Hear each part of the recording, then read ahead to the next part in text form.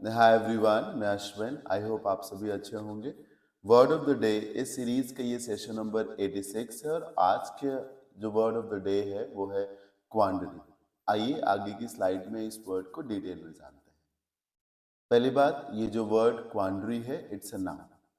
इसका मीनिंग क्या है? I state of doubt about what to do in a certain situation. मतलब इसको आप ना भ्रम की स्थिति कह सकते हैं, अनिश्चितता की स्थिति कह सकते हैं। मतलब जब आप ये समझ नहीं पा रहे हैं कि आपको आगे कैसे बढ़ना चाहिए या फिर आपको क्या डिसीजन लेना चाहिए, आप अनसर्टेन हैं, आप कंफ्यूज्ड हैं, तो उसी को कहते हैं to be in a state of क्वांडरी।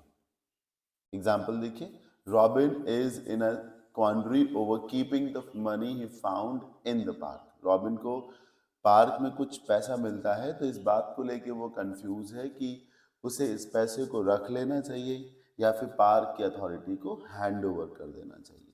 वो कुछ भी डिसाइड नहीं कर पा रहा, वो इन दोनों ऑप्शंस के बीच में है, to keep the money he found with himself या फिर उसे हैंड ओवर कर दे पार्क अथॉरिटीज को।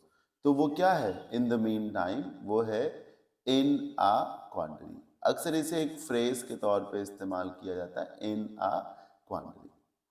For some days, my husband and I were in a quandary between going on a cruise and flying to New York City on vacations.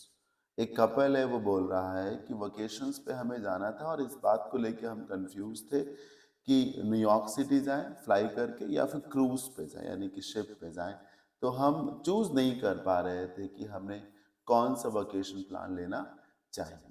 याद करने का वैसे तो कोई बहुत स्ट्रॉन्ग मेथड तो नहीं है, हालांकि ये वर्ड बहुत इंपॉर्टेंट है इसलिए आपको इसे सीख जरूर लेना चाहिए। बाकी मैं आपको ऐसे बता सकता हूँ कि जैसे क्वांड्री वर्ड लिखा हुआ है तो आप बोल सकते हैं कौन सी लॉन्ड्री। तो जैसे पूछा गया कि कौन सी लॉन्ड्री में कपड़े पड़े हुए हैं, अब मालूम ही नहीं कौन सी लॉन्ड्री में है, यानी कि आप कंफ्यूज हो गए। सो क्वांड्री बराबर कौन सी लॉन्ड्री। तो जब मालूम नहीं है कौन सी लॉन्ड्री तो आप कंफ्यूज हैं, एक तरीके से आप अनसर्टेन हैं। सिनोनिम्स देख लीजिए, कंफ्यूजन, डायलेमा, इनर फिक्स, ये भी एक फ्रेज है। इम्पास, क्वैगमायर, इम्ब्रोग्लियो, इन सब का मतलब होता है जब चीजें श्योर ना हो।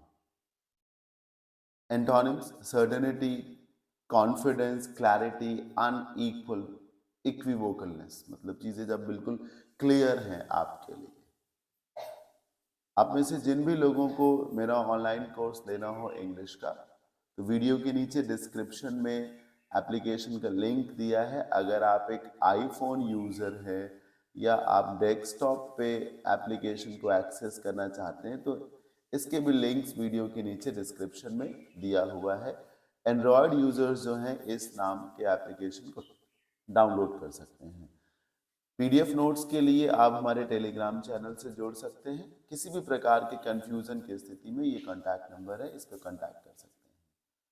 आप में से जिन भी लोगों को ऑफलाइन क्लासेस करनी हो मेरे से, तो मैं आलमबाग लखनऊ में फिनिक्स मॉल के पास में पढ़ाता हूँ। आप वहाँ आकर के क्लासेस दे सकते हैं। कंफ्यूजन होने पर ये नंबर है, इस पर आप कॉन्टैक्ट कर सकते हैं। आज के सेशन में इतना ही। मुझे उम्मीद है आपने क्वांडरी वर्ड को जरूर एंजॉय किया होगा। Thank you so much.